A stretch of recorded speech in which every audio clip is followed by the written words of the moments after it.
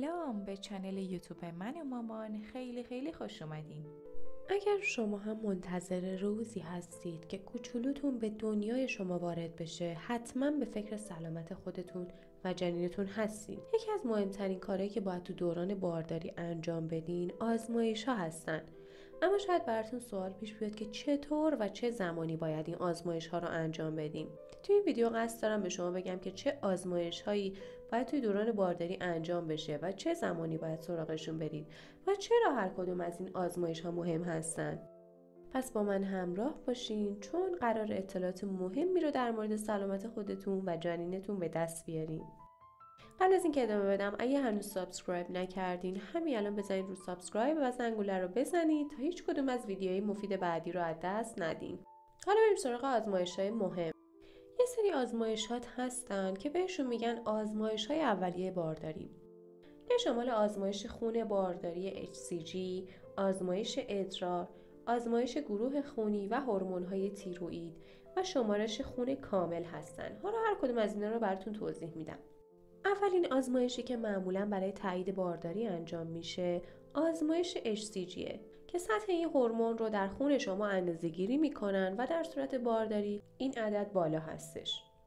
آزمایش بعدی آزمایش گروه خونیه. این آزمایش برای بررسی گروه خونی مادر و جنین انجام میشه و برای جلوگیری از مشکلات ناسازگاری خون مادر و جنین خیلی اهمیت داره. آزمایش بعدی آزمایش تیروئیده که عملکرد تیروئید رو در دوران بارداری توی اون مورد بررسی قرار میدن. چون مشکلات تیروئید میتونن روی بارداری تاثیر منفی داشته باشن. آزمایش بعدی آزمایش شمارش خون کامل که به اون CBC هم میگن. این آزمایش برای بررسی وضعیت عمومی سلامتی شماست، به خصوص برای تشخیص کمخونی و یا مشکلات خونریزی. آزمایش بعدی آزمایش دیابت بارداریه. این آزمایش معمولا بین هفته‌های 24 تا 28 بارداری انجام میشه تا بررسی بشه که آیا شما دچار دیابت بارداری هستید یا نه. از سری آزمایش‌های ثانویه آزمایش‌های STI هستن که در اون عفونت‌های مقاربتی بررسی میشن، مثل HIV، هپاتیت B و C و سیفلیس که میتونن برای بارداری خیلی خطرناک باشن. مورد بعدی آزمایش ادرار برای پروتئینه که این آزمایش برای احتمال فشار خون بارداری انجام میشه. حالا یه سری آزمایش‌ها هستن که بهشون غربالگری ناهنجاری‌های جنینی میگن. غربالگری اول که بهش NT اسکن هم میگن تو هفته‌های 11 تا 13 بارداری انجام میشه و به بررسی احتمالی اختلالات کروموزومی مثل سندروم داون کمک میکنه. توی این مرحله سونوگرافی هم انجام میشه و ضخامت گردن جنین هم بررسی میشه. بعد از انجام غربالگری اول، غربالگری دوم رو داریم که بهش AFP میگن. این آزمایش خون برای بررسی احتمال نقص‌های لوله عصبی توی جنین انجام میشه و معمولاً در هفته 15 تا 20 بارداری توصیه میکنن که اینو انجام بدین. مورد بعدی آزمایش ژنتیکی NIPT هستن.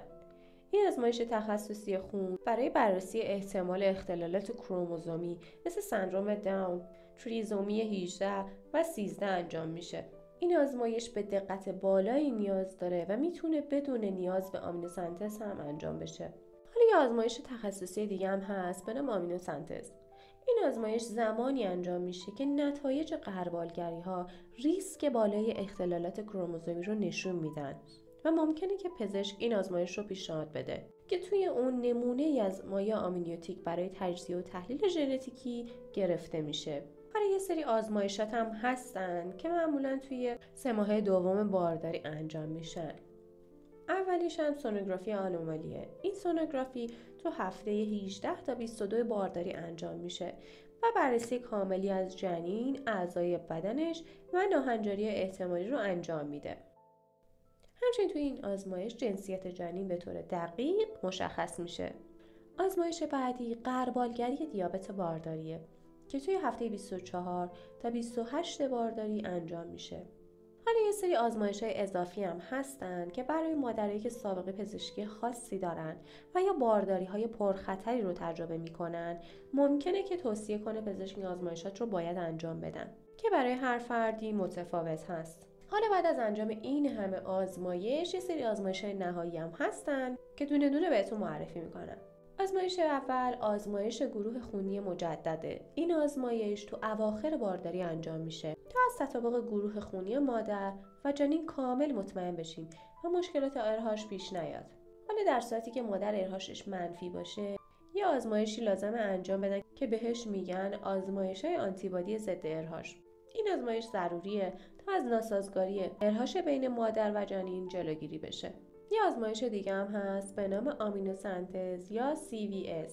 این آزمایش در صورتی که نگرانی‌های ژنتیکی وجود داشته باشه، مجددا توی دوره دوم انجام میشه. همه این آزمایش ها رو بهتون گفتم. یک سری آزمایش ها هم هستن که قبل از زایمان حتما باید انجام بدیم. اولش آزمایش گروه GBS هست که برای بررسی عفونت بارداری تو هفته 35 تا 37 بارداری انجام میشه تا از انتقال این عفونت به نوزاد جلوگیری بشه.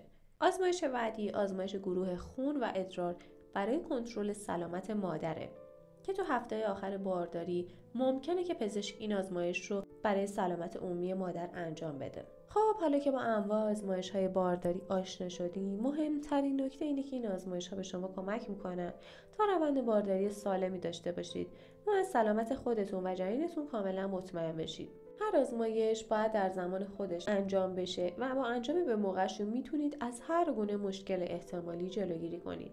پس فراموش نکنید که آزمایشاتون رو طبق زمانبندی پزشکتون انجام بدین و به سلامت خودتون و کوچولوتون خیلی اهمیت بدین.